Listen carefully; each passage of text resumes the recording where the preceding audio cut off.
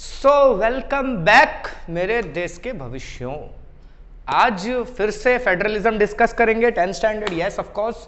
और फेडरलिज्म में आज बात करेंगे डिसेंट्रलाइजेशन की। तो डिसेंट्रलाइजेशन क्या है?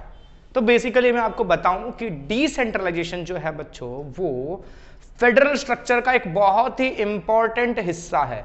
अब मैं ये कहूं कि आपने डिसेंट्रलाइजेशन ना थोड़े बहुत हद तक पढ़ लिया हुआ है। जो पहले सेंट्रल गवर्नमेंट के पास पावर थी, फिर वो पावर स्टेट गवर्नमेंट्स को ट्रांसफर की गई, तो सेंटर से पावर डिस्ट्रीब्यूट हो गई, तो डिसेंट्रलाइज हुई, मतलब अलग अलग हिस्सों में बट गई। ठीक है, फर्दर और डिवाइड करना। ठीक है, तो बेसिकली ना वो भी डिसेंट्रलाइजेशन ही है कि आपने सेंट्रल पावर को स्टेट्स में डिस्ट्रीब्यूट कर दिया। लेकिन ना अगर बेसिकली डेफिनेशन वाइज जाया जाए, ठीक है, अगर मैं बुकिश डेफिनेशन के अकॉर्डिंगली जाऊं तो वो क्या कहता है, when power is taken away from union and state governments, union और स्टेट गवर्नमेंट्स दोनों से पावर्स, कुछ पावर्स को लेकर and given to local governments, the process is called decentralization. Power को ले लिया जाता है किससे? स्टेट और यूनियन गवर्नमेंट में कुछ कुछ उनकी पावर्स निकालकर लोकल लेवल पर छोटी छोटी गवर्नमेंट्स हैं उनको दे दिया जाए। इस प्रोसेस को हम कहते हैं डिसेंट्रलाइजेशन। तो हमको बुक के हिसाब से ही लर्न करना है, बराबर है। डिसेंट्रलाइजेशन का बेसिक मीनिंग क्या है? पावर को बांटना। ठीक है, और मैं हमारी बुक में जो दिया हुआ उस हिसाब से अगर मैं बता दूं तो पावर जो है यूनियन और स्टेट गवर्नमेंट्स, ठीक है, बेसिकली यही है ना भाई कि यूनियन गवर्नमेंट के पास कुछ पावर थी, बाद में स्टेट गवर्नमेंट्स के पास भी पावर आ गई, अब फर्दर और भी पावर को हमने छोटे छोटे लेवल्स में बांट दिया। इसे कहा जाता है डिसेंट्रलाइजेशन। अब ये डिसेंट्रलाइजेशन की जरूरत क्यों है, ये हम लोग डिस्कस कर रहे हैं। Basically this is in context to India. ठीक है, हम अपने देश के रिगार्डिंग बात कर रहे हैं, हम बाकी देशों के बारे में ज्यादा डिस्कस नहीं कर रहे हैं। क्यों डिसेंट्रलाइजेशन इंडिया में करना पड़ा हमको? क्या स्टेट गवर्नमेंट्स और यूनियन गवर्नमेंट काफी नहीं थी मैनेज करने के लिए? बिल्कुल नहीं काफी थी मैनेज करने के लिए। क्यों? देखो, states in India are very large, so it is difficult to govern them. देखो, इंडिया में स्टेट्स बहुत बड़े बड़े हैं, ठीक है, कई स्टेट्स ऐसे हैं ना जिनकी खुद की पॉपुलेशन एक इंडिविजुअल, हमारे कुछ स्टेट्स ऐसे हैं जिनकी खुद की पॉपुलेशन एक इंडिविजुअल इंडिपेंडेंट कंट्री जितनी है। जितना लोगों के देश होते हैं ना, जितनी पॉपुलेशन में, उतना पॉपुलेशन तो हमारे यहाँ एक एक स्टेट्स में होती है, बराबर है। तो हमारे स्टेट्स काफी बड़े हैं, ना कि सिर्फ एरिया वाइज। यहाँ मेन कंसर्न एरिया से नहीं है, मेन कंसर्न पॉपुलेशन से है। ठीक है, क्योंकि आप देखोगे तो ऐसे बहुत से देश हैं, बड़े बड़े देश हैं, ठीक है, हमसे बड़े देश हैं, लेकिन उनकी पॉपुलेशन हमारे स्टेट्स जितनी है, जैसे रशिया वगैरह हो गए, ठीक है, कितने बड़े हैं, ठीक है, बट उनकी पॉपुलेशन काफी कम है। तो वही कहना चाहते हैं कि हमारे देश में जो स्टेट्स है ना, इनमें पॉपुलेशन बहुत ज्यादा है। एरिया तो बड़े हैं ही, बट पॉपुलेशन भी बहुत ज्यादा है। और इतनी सारी पॉपुलेशन को एक दो गवर्नमेंट मिलके कंट्रोल करे तो उसके लिए मुश्किल होता है ये काम मैनेज करना। ठीक है, पहले अकेले सेंट्रल गवर्नमेंट चलाती थी सब जगह को, तो थोड़ी प्रॉब्लम थी, तो इसलिए हमने सीखा था। ठीक है, हमारे कॉन्स्टिट्यूशन मेकर्स ने पूरी दुनिया से सीख ली थी कि भाई ऐसा ऐसा प्रॉब्लम है, तो हमारे यहाँ स्टेट गवर्नमेंट्स भी बनाई गई ताकि पावर शेयरिंग आसानी से हो सके और काम भी आसानी से सबके बीच में बांटा जा सके। तो वही चीज बाद में और देखी गई कि भाई स्टेट्स बड़े हैं, पॉपुलेशन ज़्यादा है, तो इनको मैनेज करने में तकलीफ है, तो हम पावर्स को और ज़्यादा बांटते हैं छोटे छोटे लेवल पे। दूसरी चीज क्या है कि many states possess internal diversity. अब कई स्टेट्स ऐसे हैं ना, स्टेट्स के अंदर ही बहुत ज्यादा डाइवर्सिटी देखने को मिलती है। आपने चलो एक स्टेट बना दिया, आपने कोई एक स्टेट बना दिया, तो वो स्टेट में हमने जैसे लिंग्विस्टिक बेसिस पर स्टेट्स बनाए थे, लास्ट वीडियो में हमने डिस्कस किया था कि लिंग्विस्टिक बेसिस पर आपने स्टेट तो बना दिया कि एक पर्टिकुलर लैंग्वेज बोलने वाले लोग एक स्टेट में रह रहे हैं, लेकिन सिर्फ एक लैंग्वेज ही उनको जोड़ती नहीं है, उसके अलावा और ऐसी बहुत सी चीजें हैं। ठीक है, लैंग्वेज आपने मान लिया चलो लैंग्वेज सेम है, तो एक लैंग्वेज बोलते हो, तो इससे ये इनफ नहीं है कि सबको एक साथ बांध के रख सके। लोगों के अंदर अंदर काफी डाइवर्सिटीज है। इवन लैंग्वेजेस में भी आप देखोगे कि ना वो लैंग्वेज का ना टोन चेंज हो जाता है, बराबर है। मराठी की ही बात करो महाराष्ट्र में, तो मराठी ना मतलब मुंबई के इलाकों से लेकर आप चले जाओगे सदर्न मुंबई में, ठीक है, फिर इधर जलगांव साइड में तो थोड़ी अलग अलग मराठी है। गुजरात में भी अलग अलग है, ठीक है, सौराष्ट्र साइड की गुजराती अलग है, ठीक है, नॉर्दर्न गुजरात की गुजराती थोड़ी अलग है। आप यूपी में चले जाओगे तो वहां भी भोजपुरी भी जो बोली जाती है वो मतलब लोकेशन वाइज चेंज होता जाता है, थोड़ा थोड़ा टोन में चेंज आता जाता है, थोड़े थोड़े वर्ड्स में चेंज आते जाते हैं। हर स्टेट्स में ऐसा देखने को मिलता है। तो लैंग्वेज में भी डाइवर्सिटी है, उसके अलावा लोगों की बिलीव्स अलग अलग हैं, ठीक है, लोगों के कल्चर में फर्क है, ठीक है, कोई एक त्योहार को किसी और तरीके से मनाता है, कोई किसी और तरीके से मनाता है। तो इस तरह के भी डाइवर्सिटी स्टेट्स में हमको काफी देखने को मिलते हैं। और जब आपके स्टेट्स में इतनी सारी डाइवर्सिटीज हैं तो अकेली एक स्टेट गवर्नमेंट पूरे स्टेट की डाइवर्सिटी को समझ पाए ये मुश्किल है। जैसे कि कई स्टेट्स हैं हमारे, ठीक है, और हर स्टेट की अपनी अपनी एक प्रॉब्लम है, स्टेट्स की अपनी ज्योग्राफी है, अपना अलग कल्चर रहा है, उनकी अलग हिस्ट्री रही है। तो उन स्टेट्स को एक सेंट्रल गवर्नमेंट हर स्टेट को समझ पाए ये थोड़ा मुश्किल है। तो वैसे ही एक स्टेट की गवर्नमेंट है वो अपने स्टेट के अलग अलग हिस्सों को अच्छे से समझ पाए ये थोड़ा मुश्किल है, ठीक है। तो वो मुश्किल को आसान करने के लिए भी हमने डिसेंट्रलाइजेशन किया, मतलब हमने लोकल गवर्नमेंट्स बनाई। क्या बनाई? लोकल गवर्नमेंट्स, ठीक है, वो बनाई गई। तो ये डिसेंट्रलाइजेशन इस वजह से भी किया गया। पीपल एट लोकल लेवल, जो लोकल लेवल पर लोग रहते हैं वो आसपास की समस्याओं को ज्यादा अच्छे से समझते हैं, ठीक है, और वो लोग ज्यादा इफेक्टिवली इन प्रॉब्लम्स को सॉल्व कर सकते हैं। अब फॉर एग्जांपल आप किसी सिटी में रह रहे हो, ठीक है, आप किसी बड़ी सिटी में रह रहे हो, तो एक गांव में क्या क्या समस्याएं आ सकती हैं उस गांव में रहने वाले इंसानों को, वो समस्याएं आप उतने अच्छे से नहीं समझ सकते और ना आप उन प्रॉब्लम्स को सॉल्व कर सकते हो। अगर आप उनको अच्छे से समझोगे नहीं तो आप सॉल्व कैसे करोगे? और वही चीज सेम गांव वालों के लिए हो जाती है। अगर आप शहर में रह रहे हैं तो शहर में आपके पास क्या क्या समस्याएं हैं और उन समस्याओं को कैसे सॉल्व किया जा सकता है वो गांव के लोग नहीं समझ सकते, ठीक है। तो वैसे हर अलग अलग प्रोविंस के लिए है, अलग अलग रीजन्स के लिए ये प्रॉब्लम हो सकती है। आप एक पर्टिकुलर लोकेशन पे रह रहे हो, आप पहाड़ी इलाके में रह रहे हो तो प्लेन लैंड्स के लोगों की तकलीफें नहीं समझ सकते, आप प्लेन लैंड्स में रह रहे हो तो पहाड़ी लोगों की तकलीफें नहीं समझ सकते। तो ये सारी चीजें मतलब अलग अलग लोगों की अलग अलग प्रॉब्लम्स हैं और वहां की जो प्रॉब्लम है वो वहां के लोग ही अच्छे से समझ सकते हैं। लोकल लोग ही अपने यहाँ की प्रॉब्लम्स को अच्छे से समझ सकते हैं और वो अच्छे से समझते हैं, इसीलिए उसका सॉल्यूशन भी अच्छे से वही कर सकते हैं। तो इस वजह से भी लोकल गवर्नमेंट्स बनाई गई, यानी कि डिसेंट्रलाइजेशन का प्रोसेस किया गया। जो स्टेट गवर्नमेंट्स थी और जो सेंट्रल गवर्नमेंट्स थी उनके कुछ पावर्स लेकर लोकल लेवल पर गवर्नमेंट्स बनाकर उन गवर्नमेंट्स को पावर्स दे दी गई। बराबर है। फिर क्या है? Eight local level people can directly participate in decision making. Local level पर ना लोग डिसीजन मेकिंग में डायरेक्टली पार्टिसिपेट कर सकते हैं। अगर सपोज प्राइम मिनिस्टर ने कोई मीटिंग रखी है, चीफ मिनिस्टर ने कोई मीटिंग रखी है, आप क्या वहां जाकर अपना मतलब व्यू शेयर कर सकते हैं? अब ये मत बोलना कि मैं ट्विटर से ट्वीट करूंगा, ठीक है, वो अब बात ही अलग होगी, छोड़ो उसको, जाने दो, कोई मतलब नहीं है उसका, ठीक है। कहीं भूले चुके कभी देख लिया, किसी ने देख लिया और किस्मत अच्छी रही तो, अदरवाइज आपके डिसीजंस वहां तक नहीं पहुंच सकते, आपके ओपिनियंस वहां तक नहीं पहुंच सकते, ठीक है। लेकिन अगर आपके सोसाइटी में कोई मीटिंग है, आप जहां रह रहे हो, जिस गांव में रह रहे हो उस गांव में कोई मीटिंग है, तो आप वहां पार्टिसिपेट कर सकते हो, वहां आप अपने सुझाव दे सकते हो, अपने ओपिनियंस दे सकते हो और वहां लोग आपको सुनेंगे भी। बराबर है। तो इसीलिए ना, इसलिए भी लोकल गवर्नमेंट्स बना दी गई, ठीक है। तो लोकल गवर्नमेंट बनाने से क्या होगा कि वो कम एरिया का, ठीक है, एक गांव की गवर्नमेंट होगी, सपोज ग्राम पंचायत जिसे हम कहते हैं, ठीक है। तो वो जो लोकल गवर्नमेंट है वो गांव के लोग, जिन गांव के लोगों की जो जो समस्याएं होंगी वो अपनी समस्याएं डायरेक्टली जाकर शेयर कर सकते हैं दूसरे के साथ।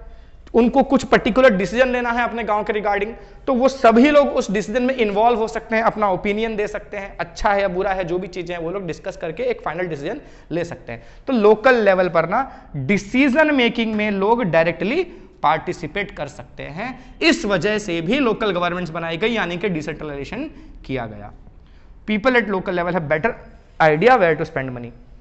लोकल लेवल पर जो लोग हैं ना उनको ज्यादा आइडिया होगा कि पैसा कहां खर्चा करना है। अब ये क्या बात हो गई, ये कैसे समझ में आएगा भाई? तो देखो ये कैसे समझ में आएगा कि फॉर एग्जांपल आप किसी एकदम गरीब गांव में हैं, ठीक है, वहां पर एजुकेशन नहीं है ढंग का, मतलब वहां स्कूल्स नहीं है अच्छी, ठीक है, कोई स्कूल ही नहीं है, मान लो अच्छी, छोड़ो स्कूल ही नहीं है। फिर वहां पर हो सकता है टॉयलेट्स ना हो, लोगों के घर गटर लाइंस नहीं है, प्रॉब्लम्स है, ठीक है, सैनिटेशन की प्रॉब्लम है, एजुकेशन की प्रॉब्लम है। अब वहां पर ठीक है, आप एक बड़े शहर में रह रहे हैं, ठीक है, आपको उस गांव की देखरेख की जिम्मेदारी मिल गई है, ठीक है, आप शहर में रहते हैं, आपको 100 गांव की जिम्मेदारी दी गई है, ठीक है। तो आप एक डिसीजन लेंगे क्योंकि आपने शहर में रहे हैं और शहर की रिक्वायरमेंट्स आप देख रहे हैं, तो आप क्या करेंगे, उन गांवों में जाकर क्या बनाएंगे, आप पार्क बनवाएंगे बड़ा सा, बच्चे यहां खेल सकें, लोग यहां पर जॉगिंग कर सकें, घूम सकें, ठीक है। तो वो पार्क उन गांव के लोगों के काम के है, मतलब उनके काम आने वाला है। अब बोलोगे हाँ काम तो आएगा, खेल ही लेंगे भाई, क्या प्रॉब्लम है, लेकिन खेलना इंपॉर्टेंट नहीं है उनके लिए। उनके लिए क्या इंपॉर्टेंट है, वहां के लोगों को एजुकेशन देना, ठीक है, वहाँ के लोगों के लिए सैनिटेशन की फैसिलिटीज प्रोवाइड करना, मतलब टॉयलेट्स वगैरह बनवाना, अच्छे गटर लाइंस वगैरह सेटअप करवाना, ठीक है। तो उनकी बेसिक रिक्वायरमेंट्स ये है, ठीक है। तो अगर गवर्नमेंट पैसा भेजती है उस गांव में, पैसा देती है और बोलती है कि आपके यहाँ जो प्रॉब्लम है उस प्रॉब्लम को सॉल्व करो, तो वो लोग अपनी इस प्रॉब्लम को सॉल्व करेंगे, राइट। एजुकेशन के लिए स्कूल्स खोलेंगे, मतलब टॉयलेट्स वगैरह बनवा देंगे, जो भी चीजें हैं वो इंप्रूव करेंगे, राइट। वो पार्क नहीं बनवाएंगे, क्लियर है। तो आपने क्या किया, इनके पास पावर दे दिया, आपने उनको पैसा दिया और आपने उनको डिसीजन लेने का पावर दे दिया कि आप अपनी प्रॉब्लम्स को सॉल्व करो, ठीक है। तो उनके पास पैसा आया गया, अब वो पैसा कहां खर्चा करना चाहते हैं वो अच्छे से समझ रहे हैं, राइट। अब शहर में रहने वाला इंसान है, ठीक है, अब शहर में इन चीजों की तो प्रॉब्लम नहीं होती ना, कि एजुकेशन नहीं है या सैनिटेशन की प्रॉब्लम, ये सब प्रॉब्लम शहरों में तो देखने को नहीं मिलती। तो वहां के लोगों के लिए कुछ और रिक्वायरमेंट्स है, ठीक है। तो वहां के लोगों को ऐसा चाहिए कि मतलब हम बहुत मतलब ऐसा हमारा लाइफस्टाइल है कि बहुत थक जाते हैं, तो एटलीस्ट वीकेंड्स में कहीं घूमने की एक जगह है अच्छी सी, ठीक है, जहां हम फैमिली के साथ जाकर आउटिंग पे टाइम स्पेंड कर सकें, अच्छे से बैठ सकें। तो जैसे पार्क वगैरह बनवा दिया गया, या कोई मतलब एम्यूजमेंट पार्क है, वाटर पार्क है, वगैरह वगैरह है, मॉल्स बना दिए बड़े बड़े, ठीक है। तो वो चीज़ें वहाँ के लोगों की रिक्वायरमेंट है, ठीक है, मल्टीप्लेक्सेस होने चाहिए, तो वहाँ के लोगों की रिक्वायरमेंट अलग है। तो वहाँ पर जो गवर्नमेंट होगी वो वहाँ पर खर्चा करेगी, उन चीज़ों में खर्चा करेगी, राइट, क्योंकि उनको बेसिक्स की जरूरत नहीं है, इनको इन चीज़ों की जरूरत है, तो उस पर खर्चा किया। और गाँव के लोग जो हैं उनकी रिक्वायरमेंट्स अलग हैं, तो वो वहाँ पर खर्चा करेंगे, ठीक है। तो वही है कि उसका मतलब पीपल एट लोकल लेवल है better idea where to spend money. तो जो जहाँ के लोग हैं वो बेहतर समझते हैं कि उनको पैसा कहाँ खर्चा करना है, तो इसलिए भी लोकल गवर्नमेंट्स बनाई गई। इनको हम लोकल सेल्फ गवर्नमेंट्स कहते हैं। क्या कहते हैं? Local self governments. इसमें क्या क्या आता है? हमारे ग्राम पंचायत आते हैं, जो गांव की पंचायत है, जिला पंचायत, तालुका पंचायत वगैरह वगैरह, वो हम आगे आने वाले वीडियो में डिस्कस करेंगे। पूरा स्ट्रक्चर डिस्कस करेंगे कि क्या पंचायत कैसी होती है, उसमें कौन मेंबर होता है, क्या होता है, ठीक है। तो बेसिकली फिलहाल इतना समझ लो कि ये लोकल गवर्नमेंट क्या होती है, कि जैसे सिटी में या विलेज लेवल पर, ठीक है, छोटी छोटी गवर्नमेंट्स बना देना, एक छोटे छोटे रीजन दे देना, ठीक है। एक गांव या दो गांव मिलाकर एक पंचायत बना दी गई, ग्राम पंचायत, ठीक है। ग्राम पंचायत वगैरह आपने देखा ही होगा, आपके भी गांव होंगे, ठीक है। तो इस तरह की जो छोटी छोटी गवर्नमेंट्स हैं लोकल लेवल पर, उनको हम लोकल गवर्नमेंट्स कहते हैं। और वो क्यों बनाई गई हैं? क्योंकि सेंट्रल और यूनियन गवर्नमेंट्स, यूनियन और स्टेट गवर्नमेंट्स जो हैं, ठीक है, यूनियन और स्टेट गवर्नमेंट्स जो है वो उतना इफेक्टिवली हर लेवल पर काम नहीं कर सकती, उनकी प्रॉब्लम्स हैं, तो इसलिए इस तरह की गवर्नमेंट्स बनाई गई। और अगर आपको पूछा जाए कि क्यों किया गया डिसेंट्रलाइजेशन, तो आप ये सारे फीचर्स डिस्कस कर सकते हो, ठीक है, ओके। अब बात आ जाती है डिसेंट्रलाइजेशन क्या पहले से ही था या बाद में किया गया। तो उसके लिए बता दूं कि नहीं, डिसेंट्रलाइजेशन का प्रोसेस हमारे कॉन्स्टिट्यूशन में पहले से ही था, ठीक है। हमारे जो कॉन्स्टिट्यूशन मेकर्स थे उन्हें ये पता था कि ऐसे चल के आगे कुछ सॉल्यूशंस हमको रखने पड़ेंगे, ठीक है। तो कुछ प्रोविजंस थे उसमें, लेकिन वो इफेक्टिव प्रोविजंस नहीं थे, ठीक है। उन्होंने ये छोड़ दिया था आगे आने वाली गवर्नमेंट्स पे कि वो इसके रिगार्डिंग कुछ अच्छे डिसीजंस लें। तो डिसीजंस लिए पहले तो नहीं गए, बहुत दिन तक नहीं लिए गए, ठीक है। लोकल गवर्नमेंट्स थी, ठीक है, बना दी गई, मतलब स्टेट्स में, ऑलमोस्ट सभी स्टेट्स में लोकल गवर्नमेंट्स बनी हुई थी। गवर्नमेंट जो हमारे सेंट्रल गवर्नमेंट वगैरह थी, जो स्टेट गवर्नमेंट्स थी, उन्होंने काफी कुछ इस फील्ड में काम किया था, लेकिन इफेक्टिव काम नहीं किया था। इफेक्टिव काम करने का मतलब कि जो लोकल गवर्नमेंट्स बनाई गई ना, उनको कोई पावर्स खास नहीं दी गई। तो जो लोकल गवर्नमेंट्स थी उनको कुछ खास पावर्स वगैरह नहीं दी गई, और ना ऐसे प्रोविजंस रखे गए कि ये गवर्नमेंट्स प्रोटेक्टेड रहे। मतलब ये कि देखो, स्टेट गवर्नमेंट मतलब सेल्फ गवर्नमेंट्स बनाई गई थी लोकल लेवल पर, लेकिन वो गवर्नमेंटों का कई बार इलेक्शन ही नहीं होता था, ठीक है। अब गवर्नमेंट बनाया तो आपने उसमें हेड चुनना है, तो उसके लिए इलेक्शन करवाना पड़ेगा ना। तो कई बार इलेक्शन ही नहीं होते थे, इलेक्शन ही नहीं होते थे तो फिर कोई नेता चुना ही नहीं जाएगा, गवर्नमेंट ही नहीं बनेगी, ठीक है। कोई खास पावर्स नहीं थी, कोई जरूरी नहीं कि उनको फंड जाएगा नहीं जाएगा, कोई माई बाप नहीं था उनका, ठीक है। तो कहीं कहीं पर पंचायत होती थी, कहीं पर नहीं होती थी, कहीं पर 10-10 साल में एक बार आती थी, कई बार गायब भी हो जाती थी। तो बहुत ही मतलब बेकार सिस्टम चल रहा था, राइट। इस चीज को लेकर ना एक बहुत बड़ा चेंज लाया गया, कब? 1992 में, ठीक है। एक बड़ा स्टेप टुवर्ड्स डिसेंट्रलाइजेशन, ठीक है। तो वो लिखा है major step towards the decentralization. ये बड़ा स्टेप कब लिया गया? 1992 में। हमारे यहाँ कॉन्स्टिट्यूशन में हमने अमेंडमेंट किया, कॉन्स्टिट्यूशनल अमेंडमेंट किया गया, जिसके बाद लोकल गवर्नमेंट जो थी वो काफी स्ट्रांग हो गई, ठीक है। उनको बहुत सारी स्ट्रेंथ प्रोवाइड की गई। तो इस अमेंडमेंट में क्या क्या स्टेप्स डाल दिए गए, ठीक है, क्या क्या ऐसे प्रोसीजर्स रखे गए कि जिनकी वजह से लोकल गवर्नमेंट्स मजबूत हो गई। तो आपको ऐसा भी पूछा जा सकता है कि after the amendment of constitution in 1992 what were the steps involved to strengthen the local governments. ठीक है, तो आप उसका भी ये आंसर लिख सकते हो। ठीक है, या और भी तरीके से पूछे जा सकते हैं। तो फिलहाल मैं वो स्टेप्स डिस्कस कर लेता हूं, क्या क्या स्टेप्स हैं। देखो, पहला स्टेप है it is constitutionally mandatory to hold regular elections. मतलब अब ये कॉन्स्टिट्यूशनल प्रोविजन हो गया है, कॉन्स्टिट्यूशन में ये मेंशन कर दिया गया है कि आपको रेगुलरली इलेक्शंस लेने पड़ेंगे, करवाने पड़ेंगे। अगर आपने इलेक्शंस नहीं करवाए रेगुलरली, मतलब आप कॉन्स्टिट्यूशन का अपमान कर रहे हो, आप कॉन्स्टिट्यूशन को रॉन्ग कर रहे हो। ठीक है, तो आपके खिलाफ एक्शन होंगे। इसलिए ये जरूरी हो गया है कि रेगुलर इंटरवल पर इलेक्शंस हो, मतलब 5 साल बाद इलेक्शन हो ही जाने चाहिए। एक इलेक्शन हुआ, फिर अगले 5 साल बाद इलेक्शन आना चाहिए, फिर 5 साल बाद इलेक्शन आना चाहिए, ऐसे इलेक्शन होते रहने चाहिए time to time. This is a constitutional provision. ठीक है, सीट्स जो है वो रिजर्व कर दी गई SC, ST and OBC candidates के लिए। ठीक है, ठीक है, कि मतलब इस पर्टिकुलर एरिया में इसी कास्ट का मतलब एक कैंडिडेट खड़ा हो सकता है इलेक्शन में। ठीक है, या तो SC कम्युनिटी का, या तो ST कम्युनिटी का, या तो OBC कम्युनिटी का, राइट। तो वो एक तरह का प्रोविजन रख दिया गया, रिजर्वेशन रख दिया गया। 1/3 of all positions were reserved for women.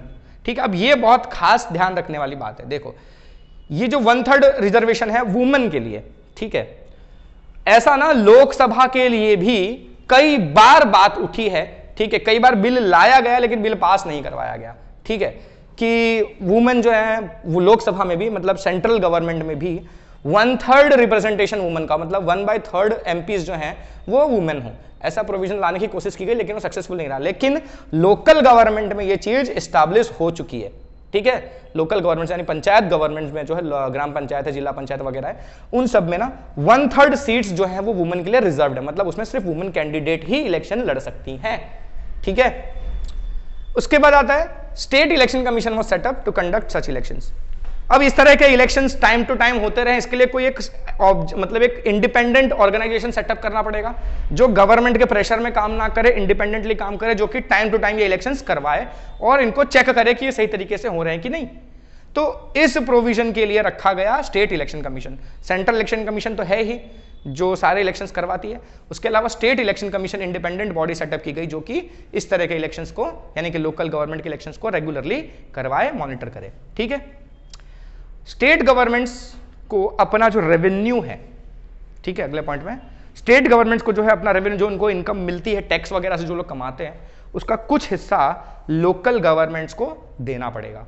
मतलब ये कि जैसे फॉर एग्जांपल आप किसी पर्टिकुलर एरिया में रहते हो तो वहां से जो टैक्स कलेक्ट होता है, आपका हाउस टैक्स है या और भी चीजों की तरह के टैक्स है, वो सारे टैक्सेस जो हैं वो पूरा का पूरा पहले स्टेट गवर्नमेंट को जाता था। ठीक है, लेकिन अब ऐसे रूल्स से, मतलब 1992 इस अमेंडमेंट के बाद ऐसे रूल्स आ गए कि आपका जो टैक्स का हिस्सा है उसका कुछ हिस्सा पे कर रहे हो आप, उसका कुछ हिस्सा ये लोकल गवर्नमेंट्स को जाएगा, उनके पास ये फंड के तौर पर आएगा, ताकि इनको इसका वेट ना करना पड़े कि हमने कुछ रिक्वेस्ट भेजी और वहां से ऊपर से पैसा आया, ठीक है, उसके बाद हम काम करेंगे। ठीक है, हर वक्त उनके पास कुछ अमाउंट ऑफ मनी अवेलेबल हो, ताकि अगर कोई इमरजेंसी में एक्शन लेना है, उनको कुछ काम करवाना है, तो उनके पास इतना पैसा होना चाहिए कि वो थोड़ा बहुत काम तो निपटा सके। बड़े प्रोजेक्ट्स के लिए उनको ऑफकोर्स ऊपर से डिमांड करनी पड़ती है, स्टेट गवर्नमेंट्स में से, फिर सेंट्रल गवर्नमेंट से पैसे आते हैं, उसके अकॉर्डिंगली एक्टिविटीज होती है। लेकिन फिर भी नॉर्मल जो उनके खर्चे हैं, जो पंचायत के चलने के खर्चे हैं या उस आसपास के लोकेलिटी को मैनेज करने का, मेंटेनेंस करने का, ठीक है, अब सब वो स्ट्रीट लाइट खराब हो गए तो स्ट्रीट लाइट बनवाने के लिए भी आपको ऊपर रिक्वेस्ट भेजनी पड़ेगी, तो क्या मतलब है कितने दिन बाद स्ट्रीट लाइट चेंज होगी। तो इन सब चीजों के लिए, छोटी छोटी एक्टिविटीज के लिए कुछ अमाउंट ऑफ मनी उनके पास रेगुलरली अवेलेबल हो, इसीलिए कुछ रेवेन्यू का जो हिस्सा है वो स्टेट गवर्नमेंट से लोकल गवर्नमेंट्स को देना पड़ता है। बराबर है, तो इस तरह का प्रोविजन भी रखा गया है। बराबर है, तो आई जस्ट होप के आज की चीज़ें क्लियर है। बस लास्ट वीडियो बचा है, अगले टॉपिक में चैप्टर ख़त्म हो जाएगा और एक्सपेक्टेशन है मेरी कि बहुत जल्द ख़त्म करेंगे, क्योंकि अगला वीडियो बहुत जल्द लेकर आएंगे। और till then keep studying, keep studying, keep studying. तो मिलते हैं अगले वीडियो में, तब तक के लिए बाय बाय।